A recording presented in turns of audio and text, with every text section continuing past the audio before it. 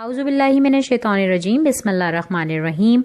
Assalamu alaikum to all of you. My dear students, I hope that you all are doing good. Well, this is your English teacher, Miss Javeria, with another interesting grammar topic today. My dear students, today we have a very interesting topic. Today we are going to study about verbs. Do you know that every action is verb? For example, laughing, jumping, yelling, fighting, eating, smiling, or praying. Every work is verb. So today we are going to do an exercise related to verb. So let's open page number 48, exercise 1. You have to read the dialogues that are given in the exercise and circle the correct verbs. So now I'm going to read out the dialogues and then we will find out the correct verb. The first sentence that is given here is can or may. You will tell me about the story. The correct verb here is can. Can you tell me about the story? The next dialogue is, can you come to the meeting? I'm not sure. I must be busy. The correct verb is may, because here the person is not sure that he or she will be busy or not. So the correct verb is may. I may be busy. The third dialogue is, shall I lend you my book? Whenever we talk about I, we have to use shall. So the correct verb here is shall. Shall I lend you my book? The next sentence is number 4. Can you stay a bit longer? Sorry, I have to or can go. The correct verb here is I have to go. And the last sentence is, will or shall you tell Huma about the play? Of course, I will or may. So the answer is, shall you tell Huma about the play?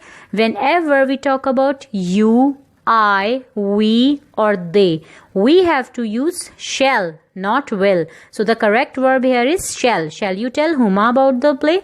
Of course, I will. Here the person is sure that he will definitely tell Huma about the play. So what we will write? We will write, of course, I will. Now let's repeat the answers once again. Number 1, can. Number 2, may. Number 3, shall. Number 4, have to. Number 5, shall. And will. Alright kids, now let's move towards our today's next topic, that is also verb. Now here we are going to read out and we are going to look at some verbs. The first verb that is given here is run. The second verb is play. Let's move towards the third verb. The third verb is say. Let's move towards the next verb, which is recite. Now let's move towards the second last verb, hit.